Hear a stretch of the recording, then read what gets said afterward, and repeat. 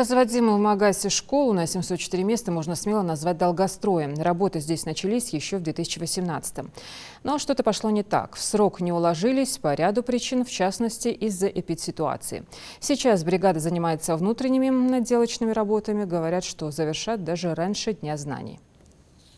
Бригада Любови Дидиговой занимается шпаклевкой. С сентября уже охватили 5000 квадратных метров. Это более 65% площади несущих стен. Осталось меньше половины облицовочных работ, но процесс приостановился из-за отсутствия условий. По регламенту шпаклевку можно наносить при 5 градусах тепла. В самом здании зимой температура нулевая. При несоблюдении технологии поверхность стен будет крошиться, и срок ее службы заметно сократится, а работы должны были завершить летом или осенью. Строить школу на 704 места начали в третьем квартале 2018 года. По плану в середине второго квартала 2019 уже должна была стоять коробка и кладка из перегородок, после чего рабочие могли приступить к внутренней отделке и параллельно работать с фасадом и облицовкой. Вот только рабочий процесс шел изначально с отставанием. В ноябре объект с проверкой посетил глава республики. Какой у вас срок стоит? В прошлом году? Нет, в прошлом году до конца у него на 2 этапа было разбито. Да. В этом году 4 месяца. Официальный срок. 25 декабря.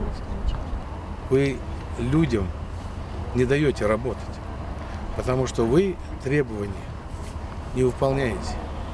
Законодательство. Потом говорите. Нахбат. У вас есть вопросы? Смотрите. Да, мы осуществляем контроль. Работа идет с отставанием от графика.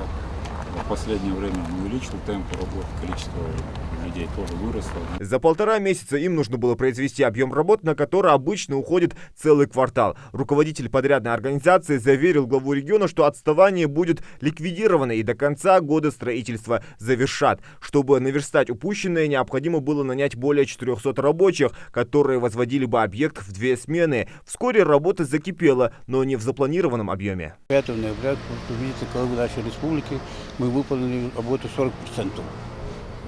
Общую выполненную работу. А сейчас вы на какой стадии, если в процентном соотношении? На сегодняшний день процентное соотношение у нас стадия 85-90%. В ходе инспекции Махмуд Али Калиматов указал на то, что за несоблюдение договорных обязательств подрядчику будут применены штрафные санкции. Он также поручил ускорить процесс благоустройства прилегающей территории, параллельно заниматься вопросами приобретения оборудования для оснащения корпусов. В срок подрядная организация не уложилась, но при этом смогла выиграть суд. Все издержки подрядчика были связаны с эпидситуацией. У нас была сложная ситуация такая, связанная с коронавирусной инфекцией, которая в свою очередь сильно повлияла на поставки материалов и оборудования. И кроме того, многие людей, много рабочих и также ИТ-работников тоже были вынуждены, находились по болезни, не находились на работе. С того момента произошли некоторые изменения, весьма существенные. Была наконец завершена корректировка проектной сметной документации, которая также влияет на сроки производства работ. И кроме того, был продлен срок сдачи объекта до сентября текущего, теперь уже 2021 года. В связи с этим уже угроза срыва сдачи объекта в эксплуатацию, она отпала.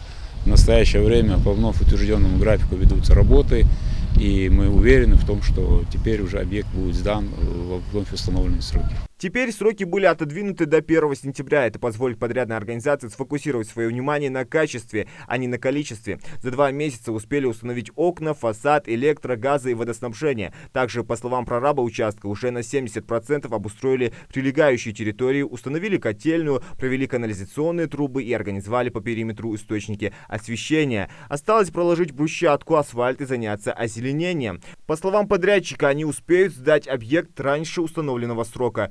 Зелимхан Калоев, Адам Гулоев, Магомед Дизигов, Новости 24.